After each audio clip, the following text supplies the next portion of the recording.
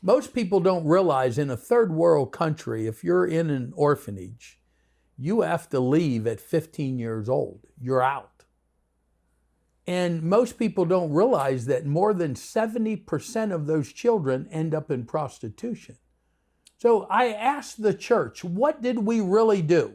We build an orphanage. We take all this money from US and Europe and other Western countries. We build this orphanage. We take care of these children till they're 15 years old.